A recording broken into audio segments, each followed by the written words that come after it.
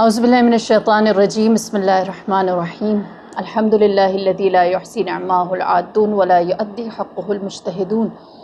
الذی لیس لصفتہ حد محدود ولا نعت موجود ولا اجل ممدود فطر الخلائق بقدرتہ ونشر الریاح برحمتہ الصلاة والسلام علی المہیمن علی رسولہ والخاتم لأوصیائہ والشافع الیہ والمکین لدیہ والمطاع فی ملکوتہ الأحمد من الأوصاف الأب القاسم محمد صلوات اللہم صلی علی محمد وآل محمد وعلی اہل بیتہ الطیبین الطاہرین المعصومین المظلومین سیما بقیت اللہ فی ارض روحی وارواحنا الفدا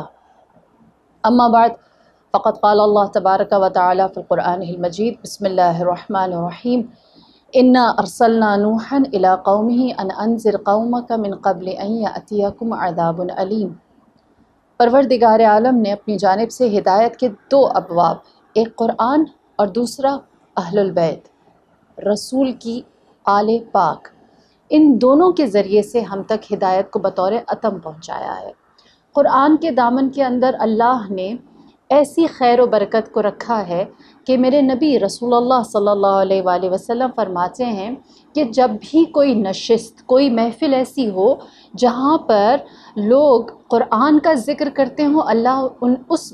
محفل کو یا اس گیدرنگ کو کبھی بھی چار حالتوں سے خالی نہیں رکھتا۔ فرمایا نزلت علیہم الرحمہ، اللہ ان کے اوپر رحمت کو نازل، اللہ ان کے اوپر برکت کو نازل کرتا ہے۔ پھر فرمایا غشتہم بالرحمہ، انہیں اپنی رحمت میں غوطے دیتا ہے، بے بہا رحمت سے عنایت فرماتا ہے۔ واستغفرت لہم، اور ان کے سارے گناہوں کو معاف کر دیتا ہے۔ اور پھر اس کے بعد چوتھی حالت جو ہر ایسی محفل میں، قرآنی محفل میں کسی کو بھی حاصل ہو سکتی ہے، فرمایا کہ حفت بہم الملائکہ، ایسی جگہ کو ملائکہ اپنے حصار میں لے لیتے ہیں۔ بس قرآن سے تمسک حقیقت میں ملائکہ کو اپنے حصار میں لینا ہے، اپنے گناہوں کو معاف کرنا ہے، اللہ کی رحمت اور اس کی برکت کو خود پر نازل کرنے کا سبب بننا ہے۔ بس وہ کتاب جس کا ذکر، جس کو اگر ہم آپس میں ایک دوسرے کے ساتھ بیان کریں تو اتنی اللہ نے اس کے اندر فضیلت رکھی ہے، تو ایسی کتاب کو اگر ہم مجسم دیکھیں، جو کتاب عملی طور پر پریکٹیکلی ہمارے درمیان ہو، تو اسے امام ناطق، امام برحق، ہادی خدا، رہبر الہی کہتے ہیں۔ بس ان کی ذات یا ان کو دیکھنا یا ان کو سننا یا ان کے ساتھ اپنے آپ کو جوڑنا، اس کی فضیلت کا کیا عالم ہوگا۔ لہٰذا ہم قرآن کے دامن میں جب جاتے ہیں تو دیکھتے ہیں کہ انبیاء، مرسلین، اللہ کے برگزیدگان خدا سے حاجات مانگتے ہیں، دعا کرتے ہیں، اور ان دعاؤں میں اپنے لیے دنیا اور آخرت دونوں کا سوال کرتے ہیں۔ آج جو دعا ہے ہم سب جانتے ہیں کہ حضرت موسیٰ نے جب اللہ کے سامنے فرعون کے پاس جانے سے پہلے طاقت مانگی تو آپ نے فرمایا کہ اے پروردگار، رب اشرح لی صدری ویسر لی امری، خدایا میرے لیے میرے سینے کو کشادہ کر دے اور میرے لیے میرے کام کو آسان فرما۔ اب یہ جو کام کی آسانی ہے یا ہم کہیں کہ سینے کی کشادگی ہے جس کا سوال حضرت موسیٰ فرعون کے سامنے جانے سے پہلے کر رہے ہیں، اس کا مطلب کیا ہے؟ شرح صدر کہتے ہیں کہ ہم جسے اردو میں کہ کشادہ دلی، ایسی کشادگی جو صرف آپ کے مال میں نہ ہو کہ آپ کشادہ مال خرچ کر رہے ہیں، فراخ دلی سے مال خرچ کر رہے ہیں، نہ صرف آپ کے کردار میں ہو کہ آپ کے کردار میں وسعت پائی جاتی ہے، بلکہ شرح صدر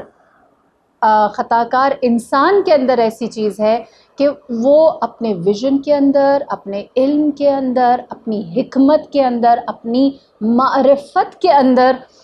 وہ پاک چیز، چاہے وہ قرآن ہو، چاہے وہ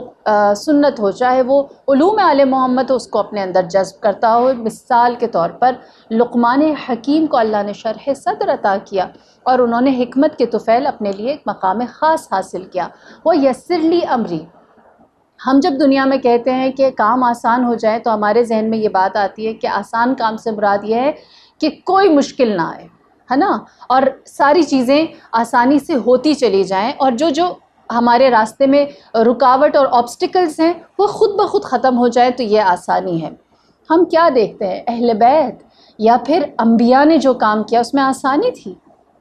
اس میں ان کے راستے خود بخود صاف ہوتے چلے گئے، یا انہوں نے ایک ایک چیلنج کا خود سامنا کیا اور پھر اس کو اپنے ایمان کے ذریعے یا اپنی حکمت اور اپنی تدبیر کے ذریعے سے، اپنے وزڈم سے اس کو انہوں نے شکست دی ہے۔ دوسری جانب جو ایک سوال اٹھتا ہے کہ ہم کیوں آسانی مانگیں جبکہ ہم جانتے ہیں کہ جس پر جتنی مشکل آتی ہے وہ اللہ کے قریب ہے۔ اللہ کے نزدیک ہونے کا مطلب کیا ہے کہ آپ کے لیے مشکلات کے راستے زیادہ ہوں گے۔ تبھی ہم دیکھتے ہیں کہ تمام انبیاء نے 950 سال تک تو حضرت نوح اپنی دعوت کو دیتے رہے، نتیجہ کیا ملا؟ آخر میں طوفان نوح پر بات آ کر ختم، ایسی سرکش قوم کے سامنے۔ یہ تکلیف تھی نا حضرت موسیٰ کی، حضرت نوح کی آزمائش تھی۔ حضرت موسیٰ کے ساتھ کیا ہوا؟ فرعون جیسے خدائی کا دعویٰ کرنے والے بادشاہ سے نجات دلا کر، نیل کو پار کر کے، من و سلوہ اتار کے اپنی قوم کو اپنے ساتھ لے کر بیٹھے، 30 دن یا 30 راتوں کی جدائی بھی برداشت نہ کر سکے، اس غیبت کے بھی متحمل نہ ہو سکے، اور حضرت موسیٰ کے اگینسٹ انہوں نے سامری کے جو بچڑا تھا اس کی پرستش شروع کر دی۔ کیا یہ مشکل نہیں تھی؟ اسی طرح حضرت یوسف، ان کی سب سے بڑی مشکل ان کے گھر میں ان کے بھائیوں کی صورت میں، اپنے خون کی صورت میں موجود تھی، اور پھر جب وہ ادھر سے نجات حاصل کر کے عزیز مصر کے دربار میں گئے ہیں، وہاں پر تو آپ سب جانتے ہیں کہ مختلف صورتوں میں لوگ آپ کے سامنے دشمن بن کر ایسے آئے یا آپ پر تہمتیں ایسی لگائیں کہ آپ کو قید کاٹنی پڑی۔ آسانیاں تو انبیاء کی زندگی میں نہیں آئیں، وہ جو دو جہانوں کے لیے رحمت ہیں۔ آپ نے کیا فرمایا؟ کبھی کسی نبی کو ایسی اذیت نہیں دی گئی جیسی مجھے دی گئی ہے، جیسی اذیت اور تکلیف مجھے دی گئی ویسی کسی کو نہیں دی گئی۔ اور پھر انسانیت کی جو معراج ہے، جسے ہم کہیں کہ کبھی کسی بشر، کسی خاکی کو یہ مقام نہیں ملا جو مقام سید الاولین والآخرین، سید المرسلین، رسول اللہ صلی اللہ علیہ وآلہ وسلم کو اللہ نے قاب قوسین کی منزل میں دی۔ اور جب قاب قوسین کی منزل پر اللہ نے اپنے حبیب کو بلایا، سارے پردے ہٹا دیے، تو کیا کہا کہ اختبرک بالثلاث، میں آج آپ کو 3 چیزوں کی خبر دینا چاہتا ہوں۔ پوچھا پروردگار وہ خبر کیا ہے؟ قاب قوسین کی منزل ہے، حبیب کی محبوب سے ملاقات ہے۔ جواب دیا ہم آپ کو 3 آزمائشوں میں ڈالیں گے، 3 امتحانات سے گزاریں گے۔ رسول اللہ نے پوچھا کہ وہ 3 آزمائشیں کیا ہیں؟ اللہ کی طرف سے قاب قوسین کی منزل خبر آئی کہ التکذیب الشدید والجوع، شدید تکذیب آپ کی جائے گی، آپ کو جھٹلایا جائے گا، لوگ آپ کو مانیں گے نہیں، معجزے دیکھیں گے اپنی آنکھوں سے لیکن ایمان لے کر نہیں آئیں گے، اور ساتھ اس کے بھوک، آپ کو شدید بھوک میں مبتلا کیا جائے گا۔ تکذیب الشدید کا ہم نے عملی نمونہ کب دیکھا؟ جب ابو جہل نے رسول اللہ سے کہا کہ ہمیں وہ معجزہ دکھاؤ جو مخلوق یعنی انسانوں کے درمیان نہیں ہے۔ اس سے پہلے جتنے بھی نبی نے معجزے کیے وہ سارے انسانوں کے درمیان تھے۔ رسول اللہ نے پوچھا انسانوں کے سوا کیا چاہتے ہو؟ کہا چاند 2 ٹکڑے کر کے دکھائیں۔ آپ نے چاند 2 ٹکڑے کر کے دکھایا، اور ابو جہل اور اس کے ساتھ جتنے لوگ تھے ان سب نے دیکھا بھی، لیکن کہنے لگے کہ نعوذ باللہ محمد کا جادو صرف زمین نہیں آسمانوں پر بھی ہے۔ تکذیب کی، معجزہ دیکھ کر بھی ایمان نہیں لے کر آئے، اور اس کے باوجود آپ کے پیغام کا انکار کرتے رہے۔ لہٰذا فرمایا کہ آپ حجت تمام کرتے رہیں گے، معجزے دکھائیں گے، انسان جس چیز کا سوال کرے گا سب کچھ دیں گے، لیکن لوگ پھر بھی آپ کو جھٹلاتے رہیں گے۔ اور دوسری چیز جو آپ کے اوپر آزمائش آئے گی اس کے ساتھ، فرمایا کہ وہ بھوک ہے۔ شعب ابی طالب 3 سال کی بھوک جو نبی خدا نے گزاری، اس کا عالم یہ تھا کہ آپ نے باقاعدہ پتھر لے کر اپنے شکم سے باندھ دیا، کیونکہ ایک کھجور 2 لوگوں کے درمیان 1 ہفتے کے لیے کھائی جاتی تھی۔ جہاں اس شدید بھوک کے عالم میں شعب ابی طالب میں 3 سال نبی نے گزارے ہیں۔ پھر اللہ نے فرمایا کہ دوسری آپ کے اوپر جو آزمائش آئے گی وہ ہے آپ کے بھائی علی ابن ابی طالب کے بارے میں، جو آپ کی زندگی کے بعد ہے۔ وَأَمَّا أَخُوكَ فَتُقْتَلْ، آپ کا بھائی علی ابن ابی طالب انہیں قتل کر دیا جائے گا، وَهُوَ الساجد، در حالی کہ وہ سجدے میں ہوگا۔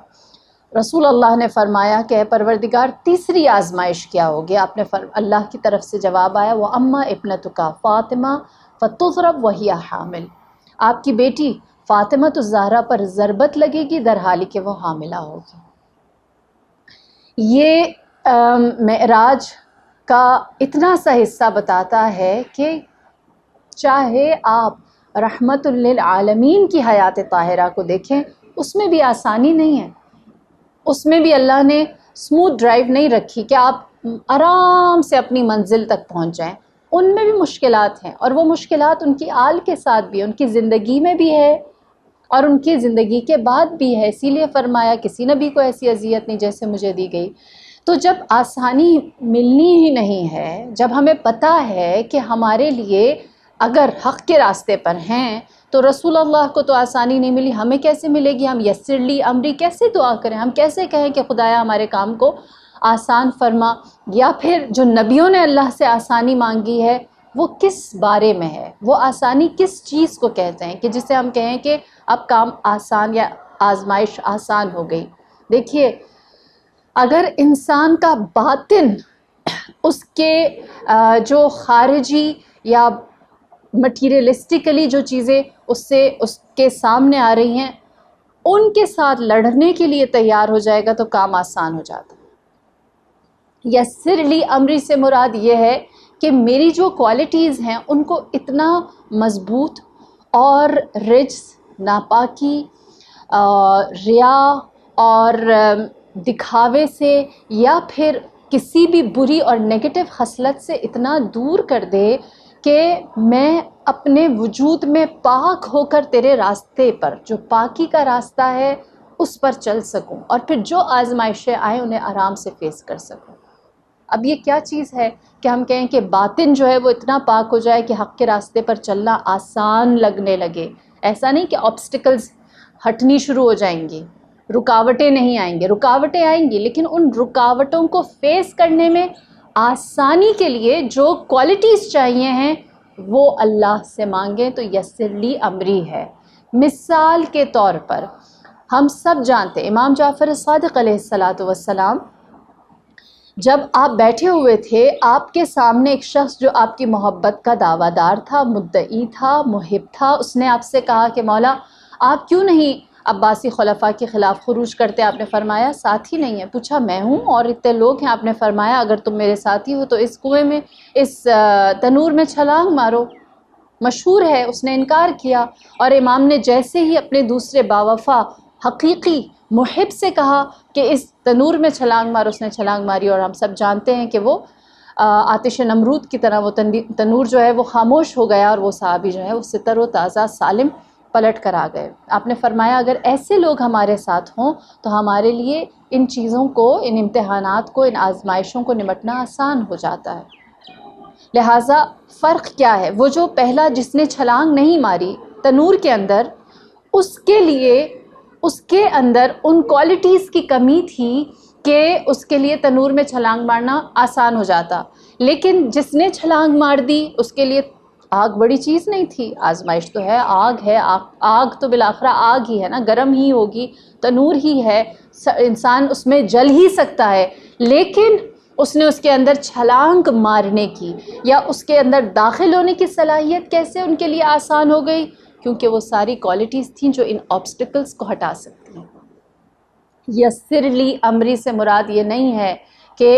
فرعون کی ساری فوج خود بخود تباہ ہو جائے۔ یسر لی امری سے مراد یہ ہے کہ جب فرعون کی پوری فوج میرے پیچھے اپنی ساری طاقت کے ساتھ موجود ہو اور میرے سامنے بہتا ہوا دریائے نیل موجود ہو، تو میرے ایمان کے اندر، میرے یقین کے اندر اتنی زیادہ گہرائی اور عمق دے دے کہ میں اپنی چھڑی بھی پروردگار تیرے نام پر اس دریا میں ماروں تو راستہ نکل آئے، اور پھر اس یقین تک پہنچ کر جب اس مشکل کا سامنا کیا تو وہ آسان ہو گئی۔ لہٰذا وہ کون سی کوالٹیز ہیں جو ہمیں، اب یہ بات اگر سمجھ میں آ گئی تو اس کے بعد دوسرا مرحلہ یہ کہ ہم جانیں کہ وہ کون سی کوالٹیز ہیں کہ جن کو اگر ہم اپنے اندر رکھیں تو ہم حق تک یا زندگی کی چھوٹی بڑی مشکلات تک پہنچنے کے بعد بآسانی ان سے لڑ سکتے ہیں۔ میرے مولا امام علی علیہ الصلاۃ والسلام، اللہم صلی اللہ محمد وعلی محمد، آپ فرماتے ہیں کہ 4 نشے، 4 مستیاں، 4 فراموشیاں ایسی ہیں جو انسان کو کمزور بنا دیتی ہیں۔ ہمیشہ ان سے پناہ مانگو، ہمیشہ ان سے امان مانگو۔ پھر اس کے بعد آپ نے فرمایا پہلا نشہ جو انسان کو اس کی عظمت سے گرا سکتا ہے، اس کی خصلتوں کو کوتاہ کر سکتا ہے، فرمایا وہ پہلا نشہ ہے مال کا۔ جب کسی کے پاس مال آ جائے تو وہ اس مال کی بدولت اپنے آپ کو بہت ساری چیزوں سے سپیریئر سمجھنے لگتا ہے اور وہ حق کا تابع نہیں ہوتا، اور وہ اس مال کے اوپر اس کی ڈپینڈنسی ایسی ہوتی ہے کہ پھر اس کے بعد وہ اگر حق تک پہنچنا بھی چاہے تو وہ اس مال کا سہارا لیتا ہے۔ مثال کے طور پر واقعات کربلا ہم سب کے لیے بہت واضح ہیں۔ کیا چیز تھی یزید کے پاس؟ کیا چیز تھی جس نے عبید اللہ ابن زیاد کو جب وہ کوفہ پہنچا ہے تو اس نہج پر لے کر آیا کہ اس نے پورے کوفے کو اپنا کر لیا؟ کیا وجہ تھی کہ عمر ابن سعد نے یہ جانتے ہوئے کہ امام حسین جنت کے سردار ہیں ان کی جانب تیر پھینکا اور ان کے قتل پر آمادہ ہو گیا؟ کیا چیز وجہ بنی کہ شمر بن ذوالجوشن جو اس بات کا علم رکھتا تھا کہ میں جس گلے پر خنجر چلا رہا ہوں اس کا بوسہ نبی لیتے رہے ہیں لیکن وہ تیزی سے خنجر چلاتا رہا؟ میں امام رضا کی ایک حدیث نقل کروں گی جس میں آپ فرماتے ہیں کہ آج تک کبھی بھی کسی مقتول کو جسے قتل کیا گیا ہو اس کو قتل کرنے میں اتنی جلدی نہیں کی گئی جتنی جلدی میرے جد سید الشہداء کو ذبح کرنے میں کی گئی، آپ کو شہید کرنے میں کی گئی۔ پوچھا کیوں؟ آپ نے فرمایا کیونکہ لوگوں کو مال کا لالچ تھا، وہ چاہتے تھے کہ جلدی کربلا ختم ہو، عصر کا وقت ختم ہو، یہ سارے سر تن سے جدا ہوں اور ہم تیزی سے ان سروں کو لے کر کوفے تک پہنچے اور اپنا اپنا انعام حاصل کریں۔ لہٰذا جو مال کی مستی میں ہوتا ہے، جو مال کی ہوس میں ہوتا ہے، جس کے لیے مال دنیا سب کچھ ہو جاتا ہے، وہ دنیا کا اسیر ہو جائے یا وہ مال کے اوپر اس کی ڈپینڈنسی شروع ہو جائے، یا آسان الفاظ میں کہوں اس کے لیے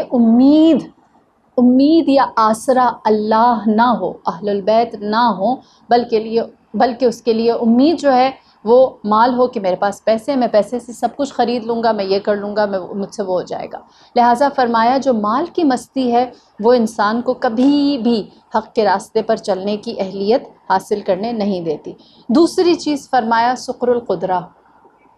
طاقت کا نشہ۔ جو اپنے آپ کو طاقتور سمجھنے لگ جائے وہ کبھی بھی طاقتور نہیں ہو سکتا، کبھی بھی نہیں ہو سکتا۔ طاقت کس کے پاس ہے؟ اللہ کے پاس ہے۔ فرعون کیوں ایک دریا میں غرق ہو گیا؟ کیونکہ وہ یہ سمجھتا تھا انا ربکم الاعلیٰ، میں تمہارا سب سے بڑا پالنے والا ہوں، رب ہوں۔ اور جس کے پاس، جیسے مثال کے طور پہ ہم سب جانتے ہیں کہ شداد نے جو اپنا ایک سلسلہ شروع کیا تھا، کیوں اتنی بڑی سرکشی اس سے سرزد ہوئی؟ طاقت پر اس کو ناز تھا۔ ہم سب جانتے ہیں قریش مکہ جب رسول اللہ کے سامنے آئے تو انہوں نے سب سے پہلا قدم کیا اٹھایا؟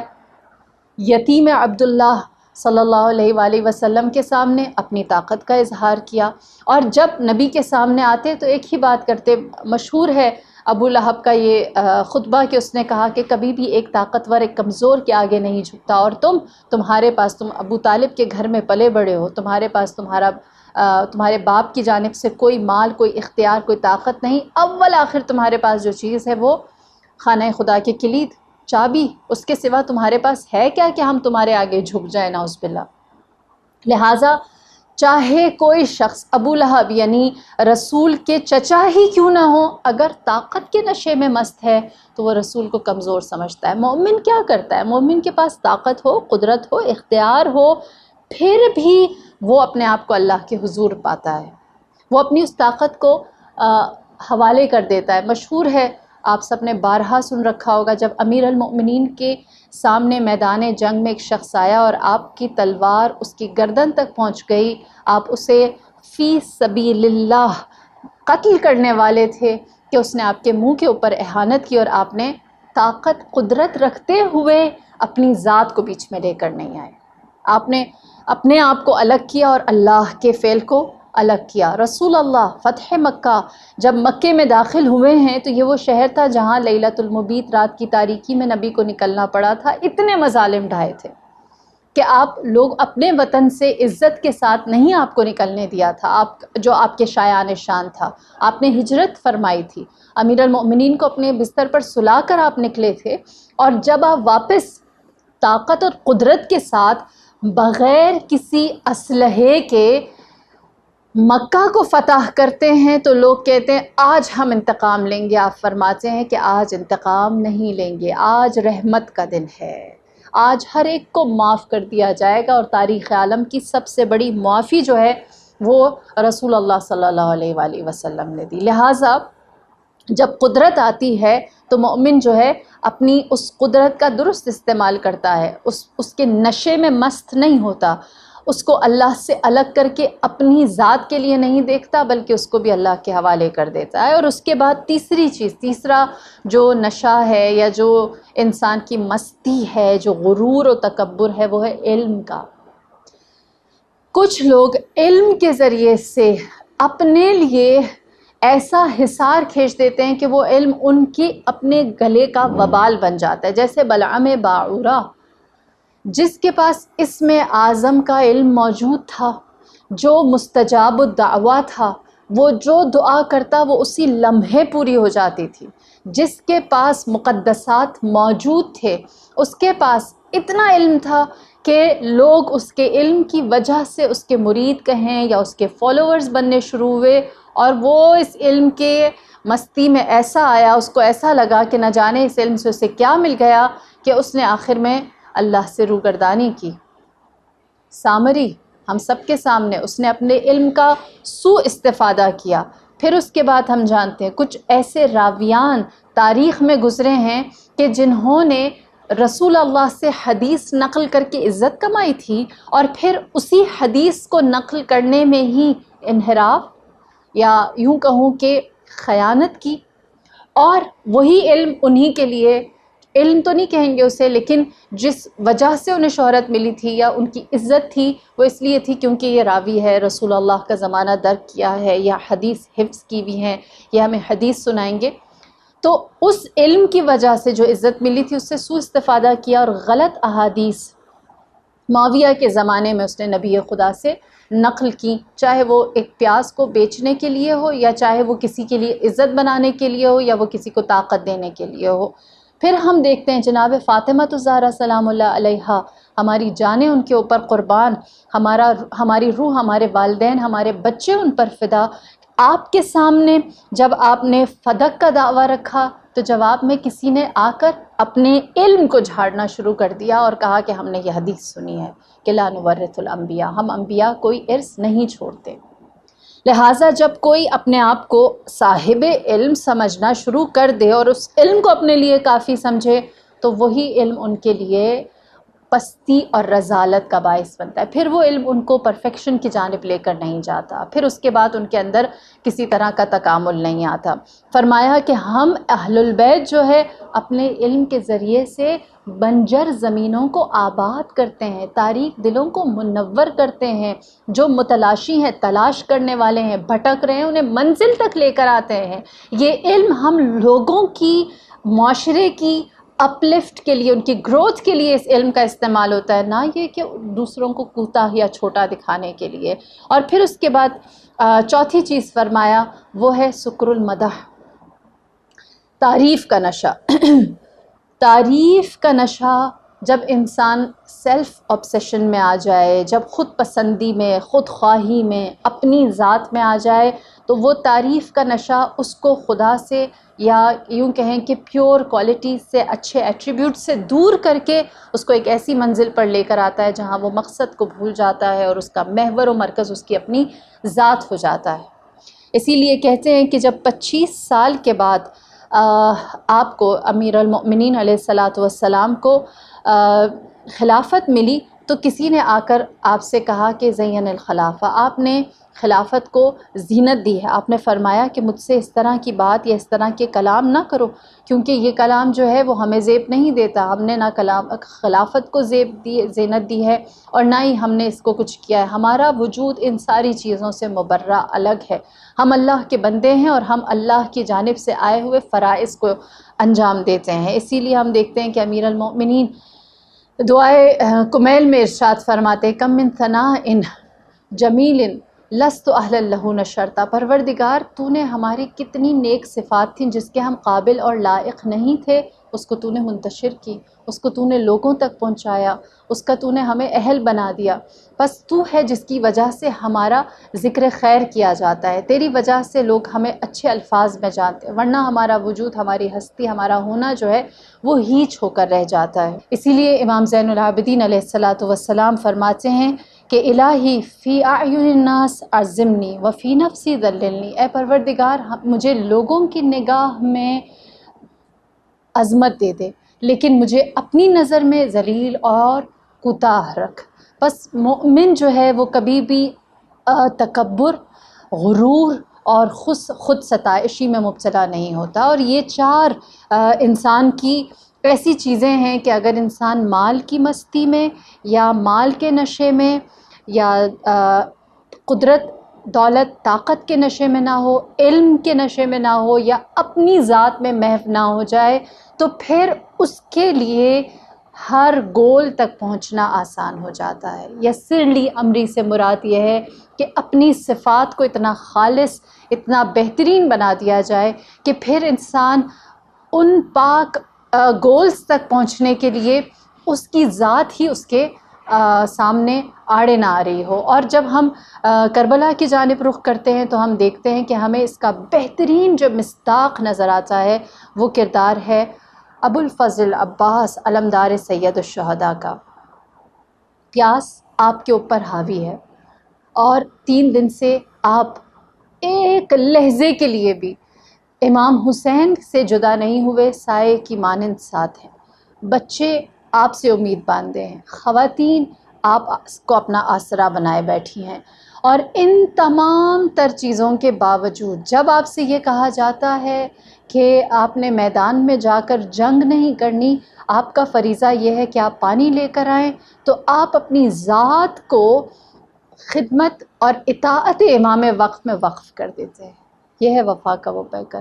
نہ مال ہے، نہ قدرت و نشا، علمداری ہے، نہ ہی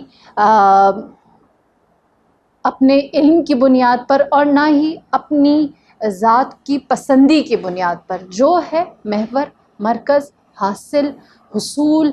گول، مقصد، وہ سب کچھ حکم امام وقت سید الشہداء کا ہے۔ تاریخ گواہ ہے کہ سرزمین کربلا ہر مجاہد جو میدان کی جانب گیا وہ اپنے ہاتھ میں تلوار سجا کر گیا، لیکن میرے مولا ابو الفضل عباس وہ واحد مجاہد کربلا ہیں کہ جب مقتل کی جانب تشریف لے کر گئے ہیں تو آپ کے ہاتھ میں تلوار نہیں، آپ کے ہاتھ میں علم تھا، علمدار بن کر گئے۔ آپ کے ہاتھ میں سپر نہیں بلکہ آپ کے ہاتھ میں نیزہ تھا جو آپ نے اپنے دفاع کے لیے رکھا تھا، اور سینے پر ایک مشکیزہ جو آپ کے وظیفے یا فریضے کی نشاندہی کرتا تھا۔ روایت کہتی ہے کہ عصر عاشور میرے مولا نے کیا منظر دیکھا کہ جناب سکینہ ان خیموں کے باہر بیٹھی ہیں جہاں پر مشکیزوں کو رکھا جاتا ہے۔ پوچھا اے سکینہ آپ یہاں کیوں بیٹھی ہیں؟ تو آپ نے جواب دیا، فرمایا کہ چچا جان میں یہاں اس لیے ہوں کہ مشکیزوں کو دیکھتی ہوں، انہیں چوستی ہوں کہ شاید ان میں سے ایک قطرہ پانی آ جائے۔ جب ابو الفضل عباس نے جناب سکینہ کی پیاس کا یہ عالم دیکھا تو آپ تحمل نہ کر سکے، آپ خدمت امام میں تشریف لے گئے اور آپ نے فرمایا کہ اے آقا مجھے اذن دیجیے کہ میں بچوں کے لیے جناب سکینہ کے لیے پانی لے کر آؤں۔ آپ کو اذن دیا گیا۔ امام نے آپ کو جب اذن دیا تو آپ جناب سکینہ کے پاس گئے، فرمایا کچھ ہی دیر میں تمہارا سقا، تمہیں پانی پلانے والا مشکیزہ پانی سے بھر کر لائے گا۔ یہ کہہ کر آپ سوئے القمہ چلے۔ کہتے ہیں کہ جب سکینہ نے دیکھا کہ آپ نہر کی جانب جا رہے ہیں تو جناب سکینہ نے تمام بچوں کو اپنے ہمراہ اکٹھا کر دیا اور ان سے کہا کہ ہاتھوں میں کوزے لے کر آ جاؤ، پیالے لے کر آ جاؤ، کچھ ہی دیر میں پانی آنے والا ہے۔ بچے امید کے ساتھ علم ابوالفضل عباس پر نظر گاڑے رہے، یہاں تک کہ علم بڑی تیزی سے نہر القمہ کے لب پر پہنچ گیا اور آپ نے اپنا مشکیزہ بھرنا شروع کیا۔ دوسری جانب عمر ابن سعد کے لشکر میں ایک ہنگامہ بپا ہوا کہ ابوالفضل عباس اپنے مشکیزے کو سیراب کر کے خیمے کی جانب لے جانا چاہتے ہیں، اور اگر یہ ہو گیا بچوں کے اور بڑوں کے لب سیراب ہو گئے تو پھر حسین اور عباس کو کوئی شکست نہیں دے سکتا۔ لہٰذا عمر ابن سعد اور حرملہ نے یہ ایک پلان بنایا اور کہا کہ کوئی بھی حضرت عباس کے نزدیک نہ جائے۔ سینکڑوں کی تعداد میں تیر اندازوں کو کھڑا کیا گیا، سینکڑوں کی تعداد میں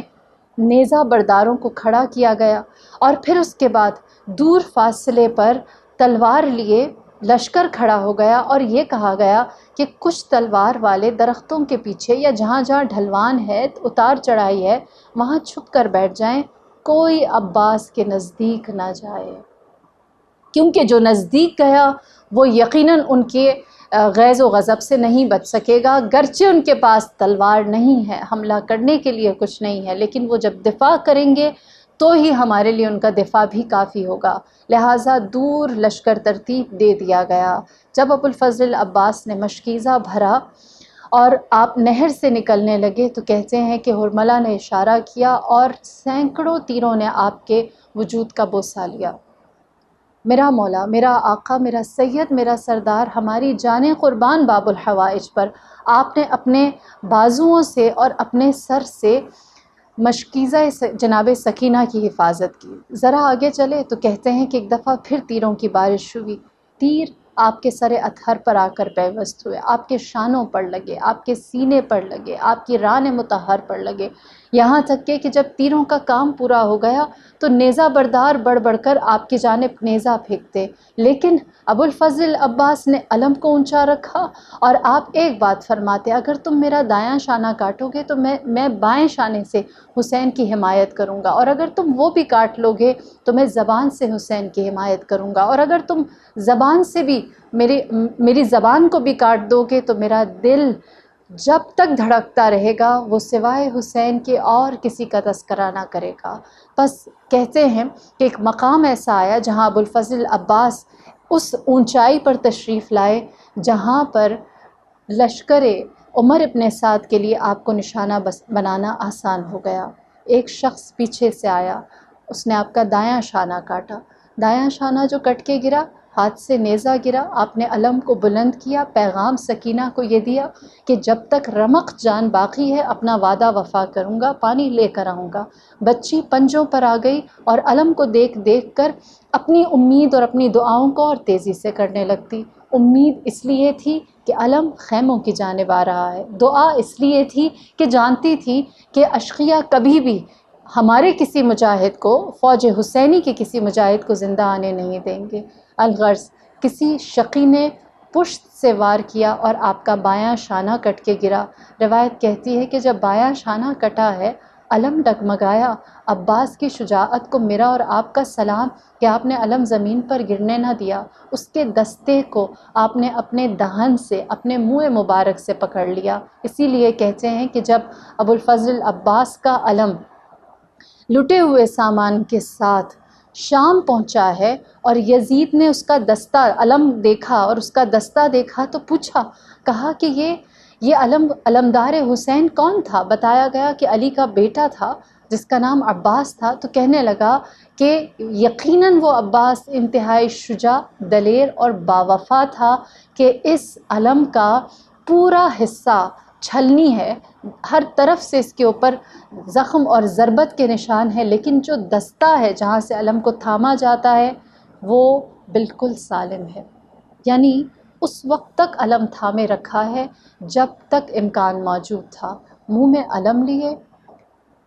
سینے پر مشق سکینہ کی حفاظت کرتے ہوئے ابوالفضل عباس جب آگے بڑھے تو کہتے ہیں ایک شقی نے گرز کا وار سر اطہرے سے